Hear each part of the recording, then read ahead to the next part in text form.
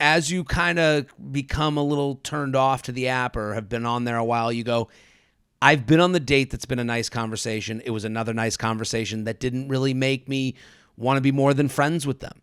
So now, based on my data set, I'm going to go, I'm out on nice conversations. I'm not going on dates with nice conversations. And I have to remind myself of that. But maybe that's a good thing. Maybe that's like you raise your standards because you are burned out, and then you only go out with people that you feel like more of that great conversation with, like the yes person. Right. And so maybe this is saying like, look for your yes. What do you think? I agree with you. Welcome to the new JTrain podcast.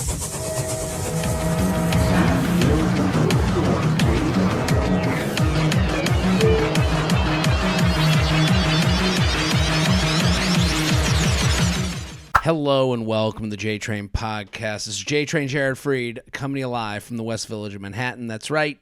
It's a Wednesday. It's a Chit Chat Wednesday. You can watch these on YouTube as well as listen on any podcast app that you prefer. And if you're watching on YouTube, you can see that we have a very special guest for Chit Chat Wednesday.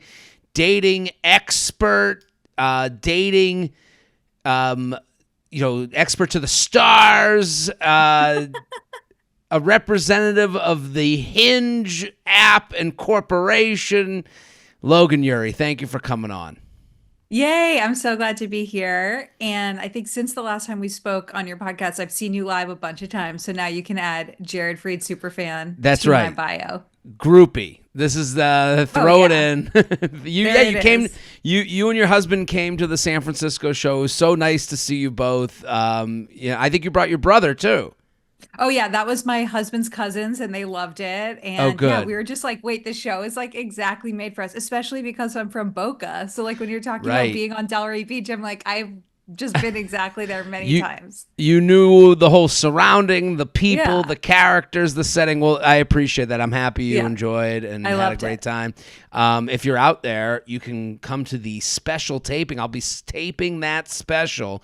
That hour is getting taped in December.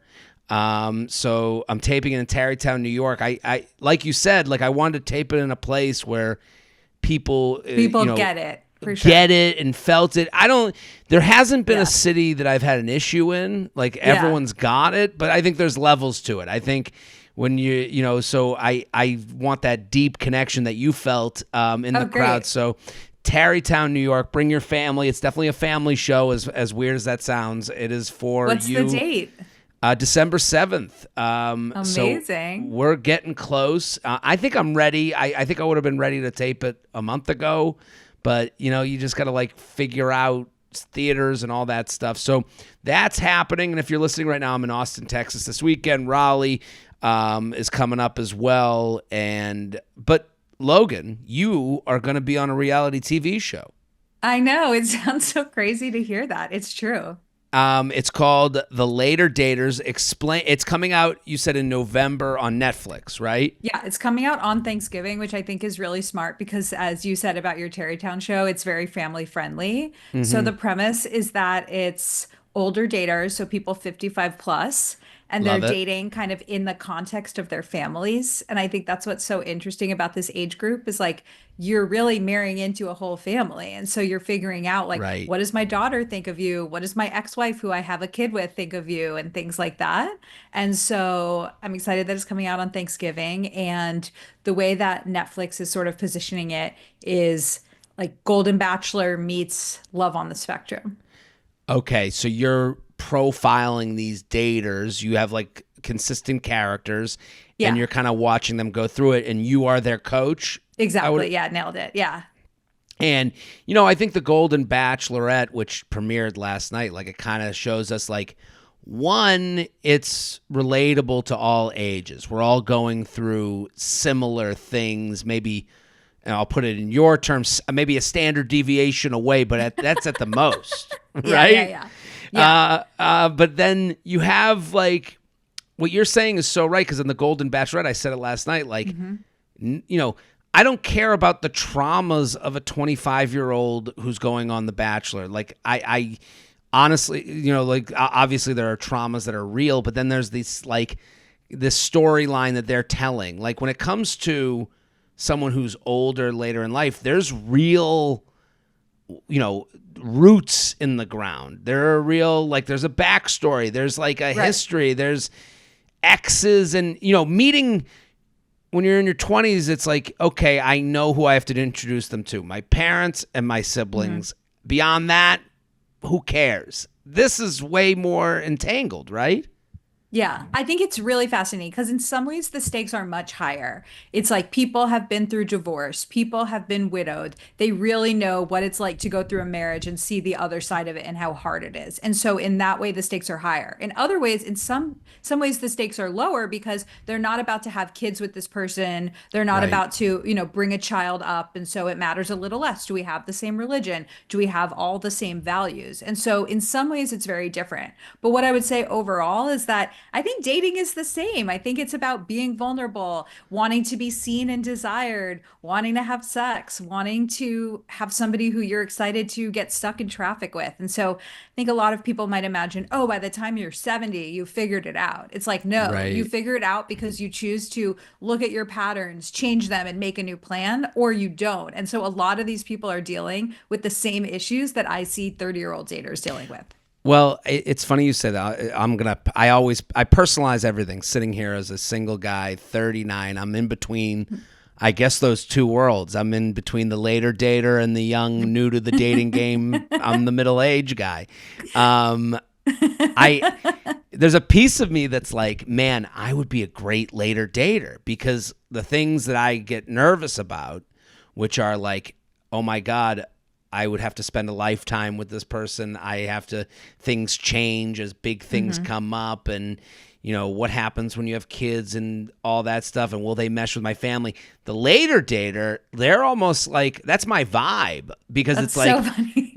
Like, we're like, hey, can we vacation together? Can we hang out? Right. You want to lower the pressure. Right. And the pressures that I have are way, those pressures of like, can we have fun and stay active? I'm like, I know how to stay active and have fun. I don't know if I can do the other stuff. Like, will I be good? 50 years sounds too long to you, but like a good 15, you're there for it. Game. As long as we can agree on what we're going to eat and where we're going to travel, like, I think we're good. Like, I love that. It's you said that I always like to ask you. You've been on this show before. You're a fan favorite, and you know the listener here. Okay, what I always like to ask you, because you are coaching people through their dating life, you are hearing people at their most vulnerable. What's going on? I always like to ask you this question. What's happening what is the vibe of the dating world now? Like, not just from me and what my fears are, but like, are you hearing something over and over again that's maybe new to 2024, or kind of like coming back in 2024? What's the themes right now in the dating issue world? I feel like you do have your finger on the pulse of this. So I think we're hearing the same thing, which is definitely a lot of dating burnout. We're hearing a lot about people being like, I don't want to meet on the apps. I want to meet IRL. I'm sure we're reading the same articles. Weren't you quoted in the Run Club article in the New York Times? I got quoted in the Post about I got quoted for hood fishing. And okay. Maybe that was the one that I saw. Yeah. That was in the New York Times. Well, the New York Times called me, and they were like, the woman she does all their lifestyle, and Gina, very nice, good conversation. But she was saying, we were talking about, like, I was saying like how annoying it is for people to change their location. And it was funny to me because, and this is where I get annoyed. I would love to talk to you about this because, and this is why it's Chit Chat Wednesday. We can go anywhere. Right. We can go anywhere. So I'm on a dating app, okay?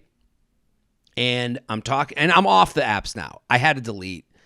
I found myself, and I don't know if I found myself not even giving I found myself in the gamification of it all. Like I was like, if I could fix this, I would know how to limit me. Like, I know the rules I would put on a dating app to help me. Do you know about the thing that just came out, Your Turn Limits?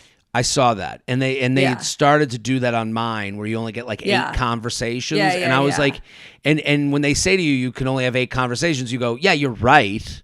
But Yeah. then you start to go, now I have to make a decision on this person. I know, but that's like what's so good about it. It's what it's no, but I agree with it. Like I think Yeah. you should only get to talk to one person. I mean, okay, so you know my background. I am a behavioral scientist. I worked Yep. at Google. And like basically, if you could just summarize behavioral science into one sentence, it would really be the environment impacts our decisions, right? So most Mm-hmm. of our decisions are impacted by the environment in which we make them, right? So it's like, if you like one of the most famous examples of this is like if you tell people to invest in their 401k, they won't. But if you default them so that some percentage of their paycheck goes into their 401k, they're not going to change it. And so like people have 401ks if they have this default and people don't have 401ks if they don't. And it's all just because somebody decided to make the default put some money into your 401k, Right. right? So that's like a little boring of an example, but it's like so much is like how this app was designed, how this bank was designed, like the food we buy is impacted by the way that it's presented to us. And so for Hinge to come out and say, y'all are talking to too many people at the same time, and it's about quality over quantity, that's one Right. thing. But then to make it so that each time you get past 8 conversations that you haven't responded to, now you have to make a decision. Like that's the whole point. Like people aren't making decisions and it sucks and they're being left in limbo. So it's like that Right. discomfort that you're feeling is sort of the point. Right. And it's the problem with dating apps in general is like you are making more, thoughtful decisions that maybe would be passive in another way. Like that's kind of like takes away the fun of dating. That's why people I think want to meet in real life. They're like, "Ugh, we match and then we talk and then we go on Yeah. date 1 and date 2." And it's like that's how it has to be done on a dating app. Like that is again the environment. And when they and then you're like sitting there and like I always tell people, and like I see a lot of these dating coaches out there who are like giving people ways to get someone to ask them on a date. And I'm like, they know I'm a guy on here. I hear the clock ticking. Like I know Yeah. that Yeah. I'm Yeah. making a conversation go longer than Yeah. its expiration date. And I'm not Yeah. that smart. The guy you're talking to is just as smart or as dumb as me. So like I don't really buy that like So in tell them that to stop situation, joking around. And it's like no, like the 8 people I know, and then Hinge telling me it's like, okay, Mama Hinge, I'll be better. Go ahead. I'm sorry. no, no, no. I want to explore this with you because you are out there and I want to learn from your experience. So, like, from my perspective, I think that people just feel like there's so many options. Why do I have to commit to any of them?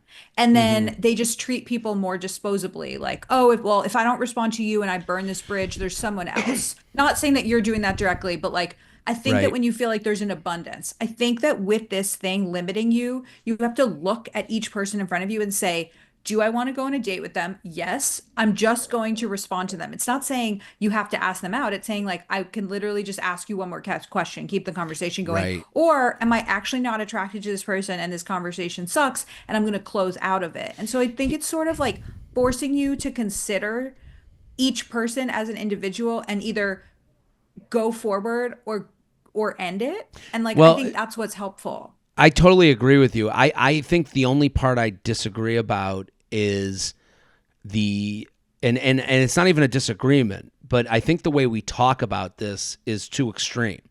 Okay. Like this person sucks and this person is not attractive to me are like too strong a terms for me. Like when I'm talking to someone and I have to come to terms with like, what am I doing here? It's like, is this conversation, it's not that I'm not attracted, Yeah. but is this just a nice conversation? And if I'm on an app meeting someone, am I going to make time for nice conversations? And I think in the beginning you do. And then as you kind of become a little turned off to the app or have been on there a while, you go, I've been on the date that's been a nice conversation. It was another nice conversation that didn't really make me want to be more than friends with them. So now, based on my data set, I'm going to go, I'm out on nice conversations. I'm not going on dates with nice conversations. And I have to remind myself of that. Like But maybe that's a good thing. Maybe that's like you raise your standards because you are burned out and then you only go out with people that you feel like more of that great conversation with, like the fuck yes person. Right. And so maybe this is saying like, look for your fuck yes. What do you think? I agree with you. I think this is a great thing. But I think when it's talked about and it's like, oh, Jared, you're looking for people are disposable to you, and it's like, well, no, nice people. I'm not looking to go out with someone who's nice. Like I'm looking to Yeah. go out with that like exciting match that I'm like looking forward to, and I think it's a lot of like the food is in the fridge, I'll just eat it. I think on a Yeah, dating yeah, app, and yeah. I think there's a lot Yeah. of guilt. I think the guilt is who am I?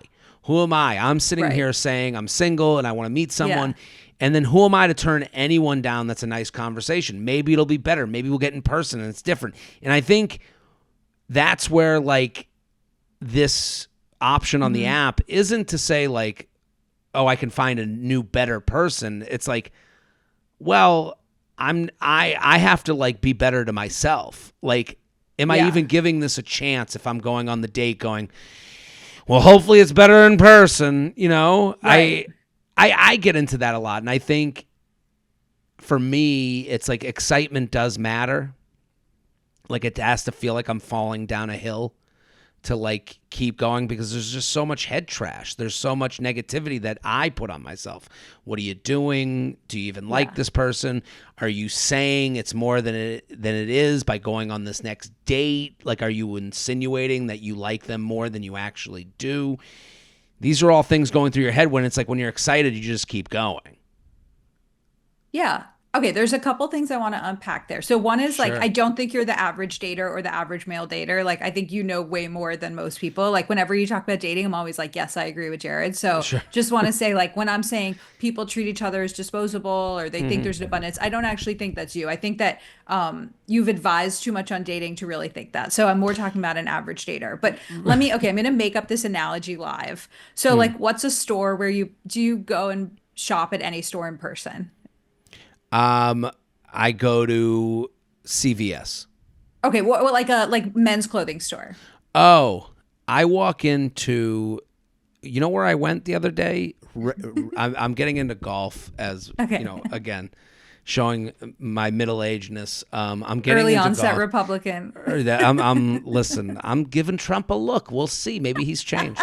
So the Red Vanley has this like really high end golf stuff, and I've been like popping my head in there. So yeah, Red Vanley Okay. to head to So Plug City.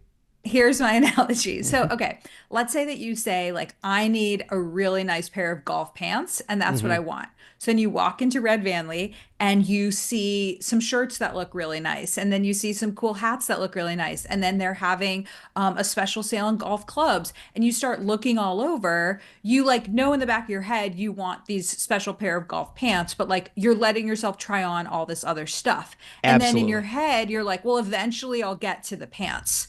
That's to me dating without limits. If you walk into the store and you say, I'm only going to look at pants and I'm only going to look at fuck yes pants, I think you have a greater likelihood of walking out of the store with the pants that you wanted. And so, in the first Interesting. scenario, I think that's how a lot of people are dating. Like they know they want this very special connection, but they're sort of entertaining a lot of things that end up fizzling. If you could Right. actually get more focused and say, like, if this conversation doesn't feel like a connection, or if I know from her profile that she's basic and like liking avocado is just not a personality trait, then you will be less distracted. You'll be looking for the great golf pants. And I think you're more likely to find them and to feel less burned out. You're totally right. You're absolutely right. I see this, everything you say, I see in myself because to be icky, you go, yeah, she's cute. I'd fuck. Let's see what happens in this conversation. And then you end up in like a normal conversation. You go, and then you go, I guess this isn't the match. And you have to go, do I really want the shirt in addition to I could go on a date with them Yeah. just because, but now you're on an okay date that you're kind of like rationalizing, so I totally agree with that. And you can see this in the way people make their profiles. Like people make safe profiles so that they can get more instead of Yeah. what's right for them. Like, when we do the dating app makeovers on the show, like I see these profiles and I'm like, you're anybody. That This is is totally right. soft. That's how people feel. People want to be Tom Hanks. They want to be like everyone loves them, but like that's not Right. how you find love. You find love by being divisive and being somebody who some people really like and other people are not interested in at all. And that's we have tons of research on that. I think even going back to the OK Cupid blogs like 10 years ago, like Mm, women with tattoos, like some men are like, oh yeah, 10 out of 10. Other men are like, I'm not interested. But the guys that like that girl really, really like her. And you're right. much better off being specific and having people interested or not. And instead, it's like everyone's playing this quantity game of like as many Mm. matches as possible. And I think we all know that's not really leading to success for people. Yeah. I mean, I I deleted the app. I also joined Field, which was Hmm. like I thought was like an interesting like I was the most vanilla guy on Field that's ever joined Field. And I just thought it was interesting. I had a really great date from it. Like we went on a great date and it was just interesting to have like that conversation of sex, so to speak, Hmm. just being Hmm. out in the open. Hmm. And it's like it's funny that like these apps we are trying to and I would love to know what you think like these apps we're trying to make like meeting at a bar, but we have to admit it's not the same as meeting at a bar. Like to have a menu of items of who you are that someone could browse through and then just totally ignore the dessert when you're offering dessert. Like I actually thought it made for a Wait, the better dessert date is sex. is sex. Yeah. Like and what types of dessert you serve. Yeah, yeah, And yeah. and I thought that Field kind of like made that whole thing like part of the conversation. You know, if you didn't get the dessert menu until the way end, you eat differently on the date. You know, Yeah. have you? But you tell me, like you're 39 and single, you're Mhm. looking. How important is what's on the dessert menu to you? I mean, it's somewhat important to know how open someone is. I Okay. think like being with like I'll tell you, I went on a date with someone and it was a little awkward because we had this like really nice date. I thought we had a good conversation, and we got to the end, and I'm putting them in an Uber or a cab, whatever, and I went to kiss them, Yeah. and we kissed for like half a second, and then it was like I don't do that, and I go She's saying, "Oh, I don't kiss on a first date." Yeah. right, and I go oh I'm like totally apologetic. I was like I felt awkward. I was like maybe I Hmm. read this wrong, like Hmm. I felt a little bit like, damn it, like I Hmm. fucked up. But I didn't really think I fucked up. Like I really Yeah.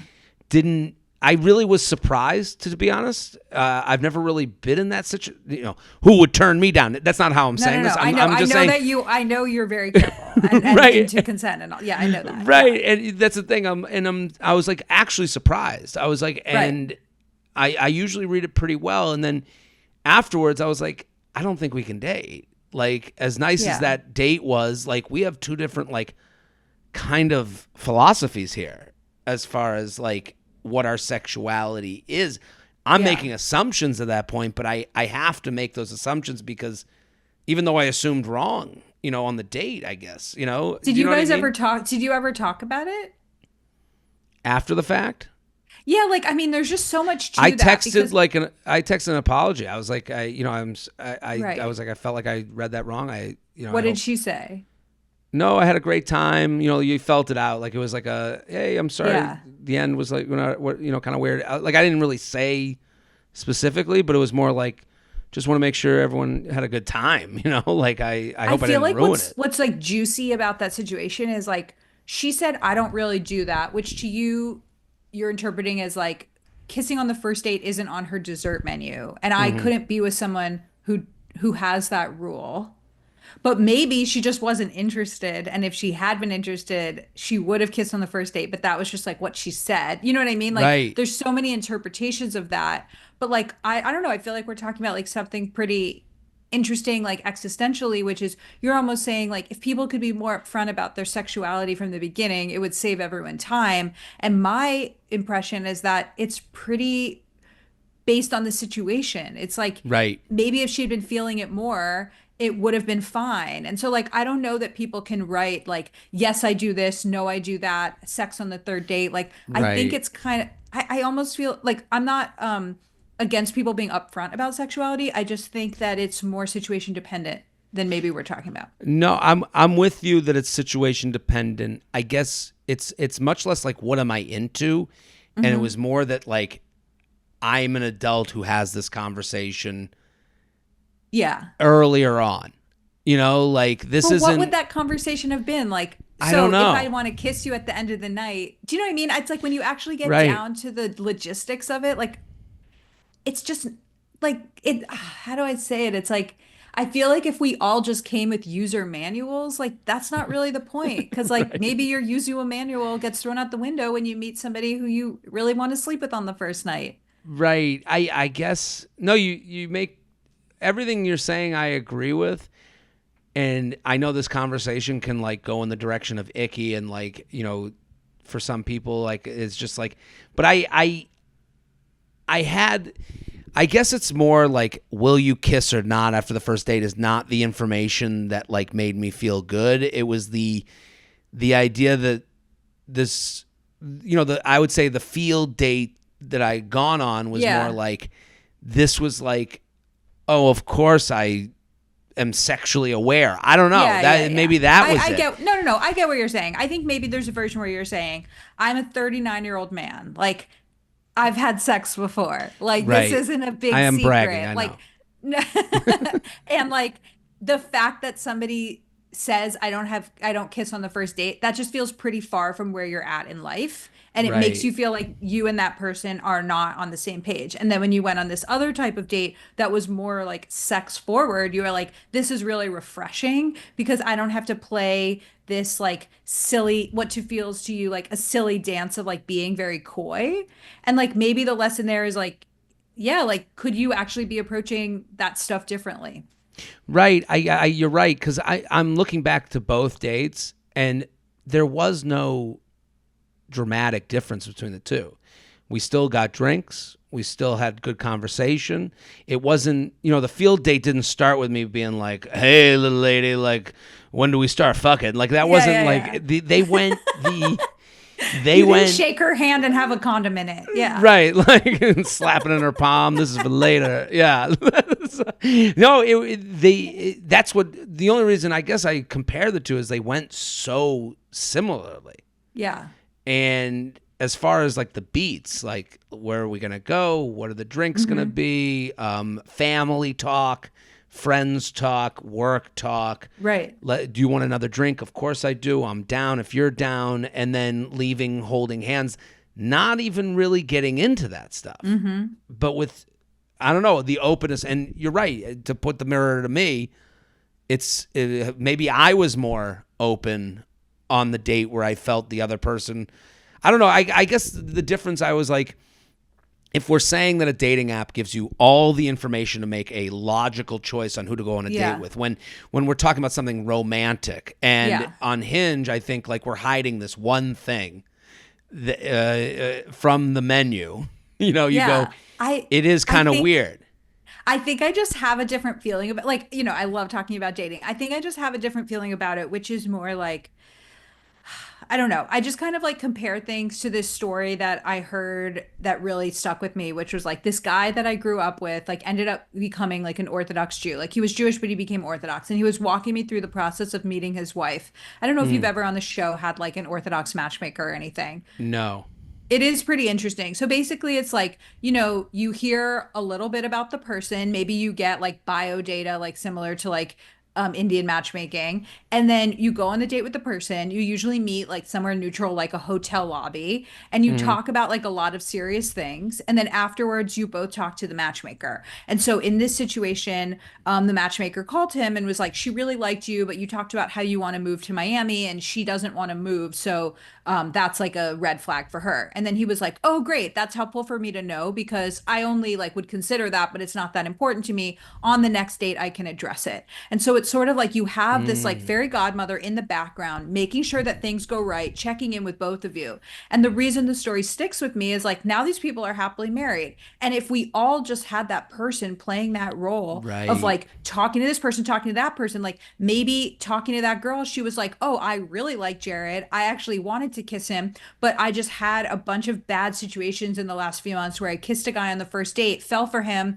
and I'm just trying to protect myself a little bit. And so it's like there's this information that's missing that I kind Right. of wish we had in our ears. And like the reason why I brought it up to what you said is that like I don't think that the point is that we need more information from the beginning. I think that we actually just need to like go on dates and hang out and spend time with people, and that like a lot of us are making assumptions. Like I get where you're coming from, where you're like, if I just knew what's on the sex menu, then I would have the info then I would have the information I need. But like, I don't think that that's what's holding you back from having found a wife yet.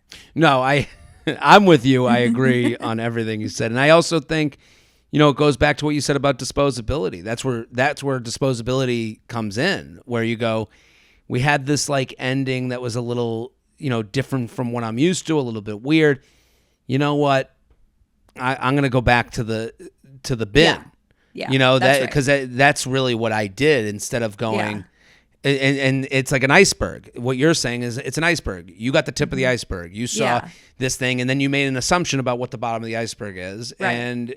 and it might be wrong. And the scenario that you bring up of like I've had some bad circumstances, that's a totally understandable thing. But I guess like from my side, it would be then I would be uncomfortable bringing that up because I'm like I've already made this assumption that sex is different to you than me. So like, how would I? Yeah. Do you know what I mean? I think like analyzing your reaction, I feel like you just feel a little embarrassed. You're like, I kind of feel embarrassed. I feel like I'm Jared. I'm the dating guy. I talk about this stuff in public. I Sure. know all the horror stories. Like, how did I misread the situation? And so I think it felt embarrassing to you. And you're just like, I'm not going to run towards the embarrassment. Right. That's a fair assessment of the situation. Before we get going, before we keep going with this conversation, nutrition is as confusing as dating. There are so many things to think about and so many numbers to crunch. I'm happy to talk to you about this, Logan. Today's sponsor, Lumen, is completely changing the game. It's the world's first handheld metabolic coach. The device measures your metabolism through your breath and reports back to you on an easy-to-use app. Just breathe into the device first thing in the morning or before and after workouts and meals so you can keep tabs on what's going on with your body in real time. You'll find out if you're burning fat or carbs and get tailored guidance to improve your nutrition, workout, sleep, and even stress management. I will say I am a step tracker, and I think the Lumen is kind of like doing the same thing for me that the step tracker would do. There's days where I'm like, I need that extra 1,000 steps. There's days where I'm like, you can blow into the Lumen and it'll tell you things about your body that like, okay, now we're going to steer the ship that way.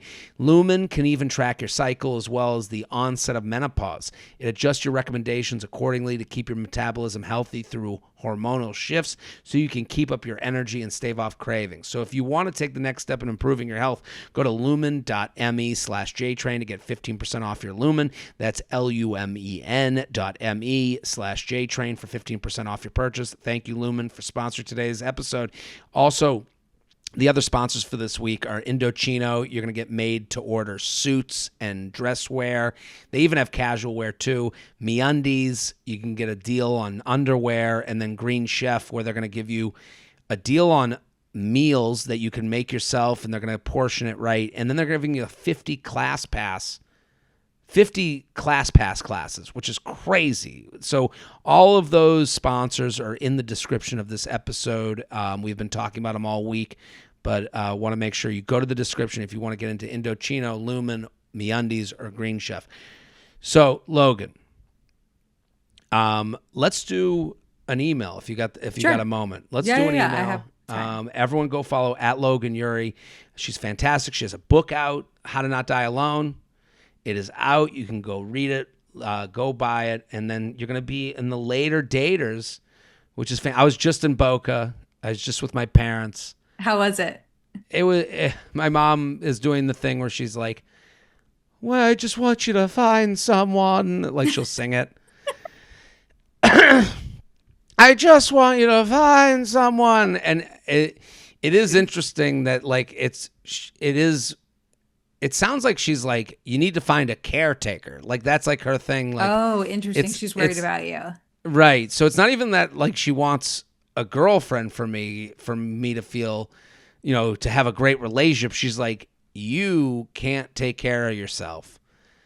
I need a woman that I can call and bother. And once she to sings take it, care of she's desperate. Yeah. right. So she's Okay, wait. I really do have a question for you. please. Like, did things change for you when your Netflix show came out because you were like, "Hey, I am an eligible bachelor." Like I was getting messages being like, "Jared's coming to my city. Like, don't you know him? Can you connect us?" So if I'm getting those messages, like you must have gotten so many crazy messages. Not, I would say the hard part for me is it goes back to what we were talking about with the girl on the date. Like, I do think I am a good first date. I think I check boxes for people where they're like, I'm not saying I'm the greatest guy, but I'm like, I have certain things that they're like, okay, he's social. He likes to eat. He likes to have a drink. Like, he seems to have friends and gets along with women. Like a lot of my, how many podcasts do I have that the co-hosts are female, so they see me interact with women. And what becomes difficult is that you go to a city like you're saying, like I go to like Indianapolis, and someone's like, we should get a drink. And I feel a lot of guilt because I'm like, no, like I not that I don't want to get drinks with anyone, but I'm just like, I have to, it starts at no. Then because I don't want to date someone in Indianapolis. It's just not my preference. I'm sorry, Indianapolis. I think it's a great time. I had a good time. But I'm also like, this brings me back to the conversation about hood fishing, because I was in the middle of that story. I should tell you, because I want to hear what you think, because this goes back to it. Because then I go to their profile, and because I'm curious, who's this woman that wants to go on a date with me? And it's either like a picture of their dog and it's private. So then it's like, now I'm even more annoyed. I'm like, because then I go down the road of like, how did they think this was going to work for me? Like, where was I thought of?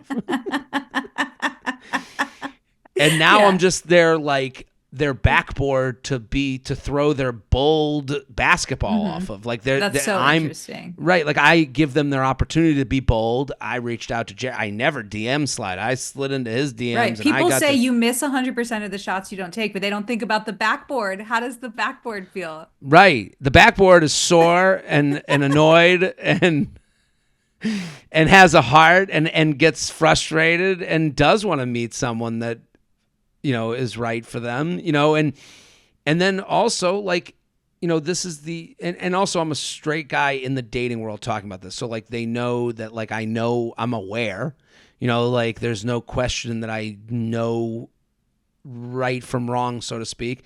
But then I also like to go out after a show and talk to a woman. So that like, you have to, there's this like constant tangle of like temptation and what you're looking for. And honestly, I'm not a big like hookup guy after a show. Like that's not generally what's happening. Like I'm getting out of a show, I'm going to my DMs and seeing we're going here. And then sometimes I'll show up, and that's probably a best case scenario. I'll show up and have a drink and chill. And then it usually ends with like 3 drinks later. I'm like, I'm kind of hungry. I'm going to go home and eat. And now I'm in this like, and then the next morning I'm kicking myself. I'm like, every like guy probably thinks that I'm like I like, there's a little bit of like, it goes both ways. It's like, am I wasting this period of my life? Yeah. By not being, kind of a fuckboy, I guess, but that's not who I am. And then also, like, I just ate all that food and I woke up feeling like shit for no reason at all. So when you're getting messages like he's coming to my city, they're not being like he's coming to my city. Let me fuck him. They're going, I want to go on a date. Yeah, they are. Yeah. Right. They're like, this is my dream. Yeah. Right. And I'm not even, and then my mom would be like, dream? Who would ever want to be with him? You should see his apartment. So like, it's this weird tug of war of thoughts. And it brings me back to the hood fishing thing because, and this is where I become the turd in the punch bowl. And like, if you're realistic with dating, you're a jerk. Like, and so like I matched with this girl on Hinge. I'm sitting on Christopher and Hudson. I'm pointing behind me. That's right 500 steps away. I'm having a coffee and she's messaging me. She's like, I'm at, she said something, where was she? She was at a Pastis, which is right in meat packing. Oh, yeah, yeah. And I said, wow, you're right down the street. And she's like, I guess you missed me. I'm going to Miami tonight. And I said, well, and then I get into Miami. I go, I love Miami. I go, my parents live in Boca. Both are fun times, different vibes. And she's like, I'm going to Boca tonight to pick up my dog from her boobies. This is what she said. And she's trying to be fun. And I'm like, dog from boobies? Like in my mind, I'm like, and I said to her, I go, where do you live? Yeah. And she goes, like, she didn't say flying home to Miami. I'm going to Miami tonight. So like, these are all lies by omission. And again, she goes, well, I'd love to be by, two towns. I'd love to live in New York and Miami, but right now I'm in Miami, but I'm here all the time. We should get a drink next time I'm in town. And that's kind of how, and I'm like, listen, and I wrote back, I was like, I've tried this before. It doesn't work for me. I wish you the best of luck, but it's just not how I am going to operate. And she wrote back something along the lines of like, I'm sorry you're offended or if I led you the wrong way. And it's like, now we're in this position where, and she's like, oh, I guess she made a comment about like her app was set up the wrong way where, oh, I didn't even realize. And I'm like, no. I travel every weekend. I don't randomly end up talking to someone in Cleveland and go, oh my God, you must have not known. I know how to use it. You know how to use it. Yeah. You're lying to me to save face, which I get it. But when I talked to the New York Times about this, the woman was like, you're the only one who's against this. She was like, you're the only person I can find to be the against changing your location on the dating app. And I'm like, yeah, that's because the person who changes the location is living in a land of romanticism. Yeah.